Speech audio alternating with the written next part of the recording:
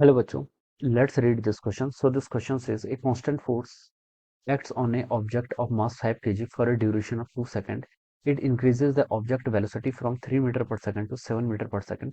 Find the magnitude of the force applied. Now, if the forces are applied for a duration of 5 seconds, what would be the final velocity of the object? Object की आपको यहाँ पर final velocity बतानी है, ठीक है? तो देखिए बच्चों, इस क्वेश्चन का की कॉन्सेप्ट आप क्या लिख सकते हैं, the key concept of this question. आपको यहाँ पर फाइनल वेलोसिटी बतानी, तो देखिए हम यहाँ पर न्यूटन से सेकंड लॉ का यूज करेंगे। किसका? आपका न्यूटन से सेकंड लॉ का यूज करेंगे, ठीक है। न्यूटन से सेकंड लॉज ऑफ मोशन का हम यहाँ पर यूज करेंगे, क्योंकि देखिए हमें फोर्स वेलोसिटी इन टर्म को क्या करना है, रिलेट करना है, ठीक है। तो जो मैग्नीट्यूड वाली चीज होती है वो तो आपका न्यूटन की सेकंड लॉ ही बताती है। फर्स्ट लॉ खाली ये स्टेटमेंट देती है कि लॉ ऑफ इनर्शिया है, कि कोई ऑब्जेक्ट को अगर आपको मूव कराना है, ठीक है, तो उसमें क्या लगता है, इनर्शिया फोर्स लगता है, ठीक है। ये सब चीजें बताती है, ठीक है। फॉर ये बताती है, थर्ड लॉ बताती है कि आपकी for every action there is equal and opposite reaction. लेकिन जो न्यूटन सेकंड लॉ है ये आपकी मैथमेटिकली क्या है, हम बता सकते हैं आपको, क्वांटिटेटिवली आपको बताती है, ठीक है। तो ये आपकी क्वांटिटेटिव लॉ है, ठीक है। तो फोर्स किसके इक्वल होता है? आपका डीपी बाई डी टी के इक्वल होता है, ठीक है। ये आपका इंस्टेंटेनियस फोर्स है। अगर हम किसी इंटरवल पर डिफाइन करना है तो हम लिखेंगे delta P by delta T के equal. This is the definition of force.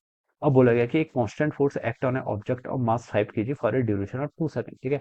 5 KG का ऑब्जेक्ट है, ठीक है। मोमेंटम को देखिए हम कैसे लिखते हैं, मास इनटू वेलोसिटी, ठीक है। मास ये तो, लेकिन आपका चेंज इन मोमेंटम है, तो चेंज इन वेलोसिटी क्या होगा आपका? वी एफ माइनस वी आई, ठीक है। ये इसको आप ऐसे लिख लीजिए, डिवाइडेड बाय डेल्टा टी। ये किसके इक्वल होगा? It is equal to our force, ये आपकी फोर्स के इक्वल होगा। अब आपसे बोल रखा है कि कांस्टेंट फोर्स आपका 5 केजी पर लग रहा है, कितने ड्यूरेशन के लिए? 2 सेकंड के लिए, ठीक है।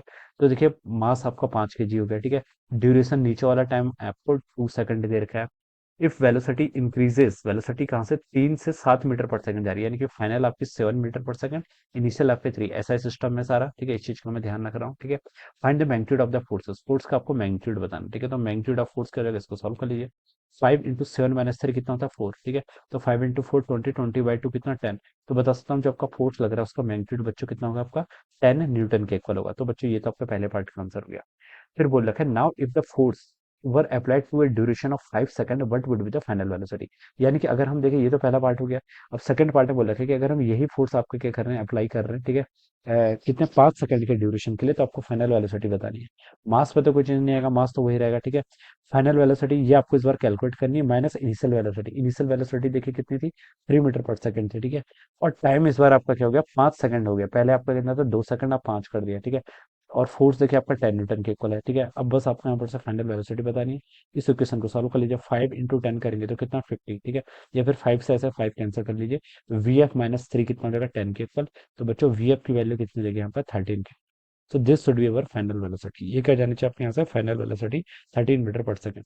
सो this is the answer of our part B. तो पार्ट ए का 10 न्यूटन आंसर है, सेकंड का आपका 13 metre per second. Alright, so I hope you all understood this concept. All the best and thank you so much.